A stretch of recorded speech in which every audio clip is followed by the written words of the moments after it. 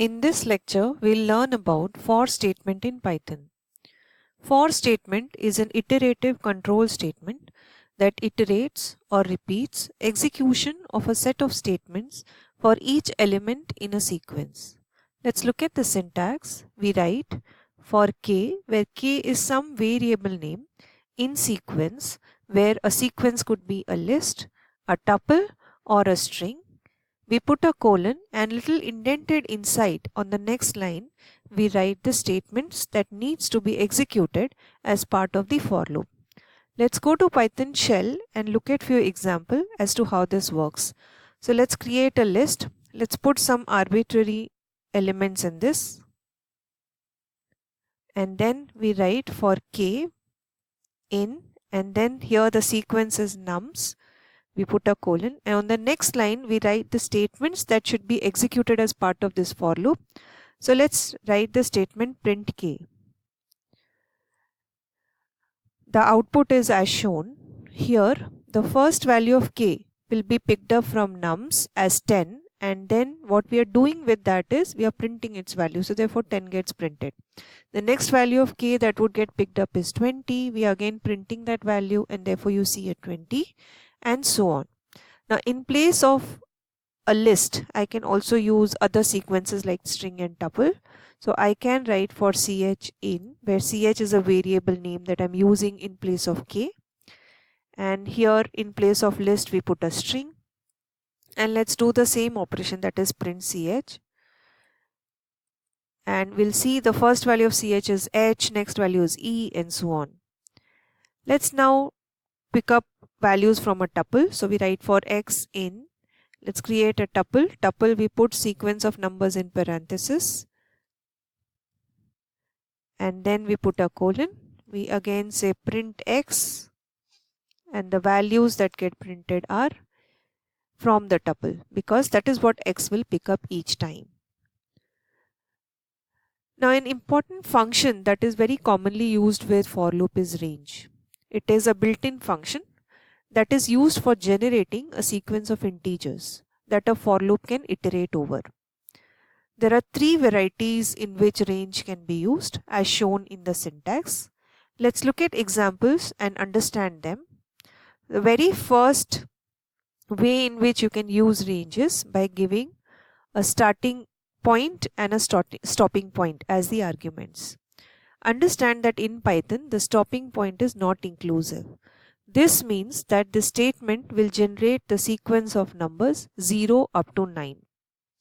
The second way in which you can use range is by just giving the stopping point. When you do that, the starting point is assumed to be 0. Thus, this statement is equivalent to writing range 0, 10, and thus would be generating the same sequence. Along with the starting and the stopping point, you can also give the step size. This means the starting point is 0. The next integer that would be generated in the sequence will be 0 plus 2. The next would be 2 plus 2, 4. The next will be 4 plus 2, 6, and so on. Thus the sequence that would get generated is 0, 2, 4, 6, 8. The next is the same as this one, but here we can give the step size as a negative number. And when you do that, just remember that the starting point has to be larger than the stopping point. Again, 0 is not inclusive. Thus, this is the sequence starting from 10 with the step size of -2, generating the numbers 10, 8, 6, 4, 2. Let's see how this can be utilized in for loop. So we again go to Python shell and let's write for k in range. So this is how you use. Range will be used in place of the sequence because range generates the sequence of integers. So here we can put 0, 10, and you can print the value of k. Let's put end equal to space so that the numbers are printed on the same line. And as we have seen in the slide, this is what gets printed.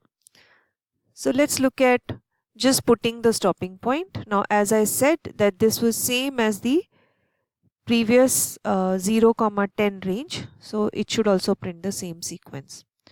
Now let's put 10 Okay, let's put the stopping point as 0, and this time let's give the step size as -1. What this means is that this will generate numbers from 10 up to 0, 0 not inclusive, with step size of -1. Thus the expectation is that it will generate the numbers 10, 9, 8, 7, 6, 5 and so on. Next, let's give here the step size is -2, and as seen on the slide, this is what we get. Next, let's look at positive step size. So here we put 0, here we put 10, and let's give the step size as 2. Let's again print the numbers. It will generate 0 up to 10, 10 not inclusive, with step size of 2. Using for loop, there are two ways in which you can iterate over a list. Let's look at the first method. Here, there is a variable sum which is initialized to 0. There is a list that is created, and when I write for k in nums, value of k will be picked up one at a time from this nums, and this k value is added to sum, and then we are printing sum. So here we see that the value of k is directly the element in the list, and we just take the element and add it to sum. Let's look at the second example and see how this is different from the first one. Here again we have sum equal to 0. There is a nums list that is created, but this time this k is generated as a sequence in the range len of nums. So len of nums is 5. Length of nums is 5 because there are 5 elements in the list. And when I say range 5, okay, range 5 will generate the sequence 0, 1, 2, 3, 4.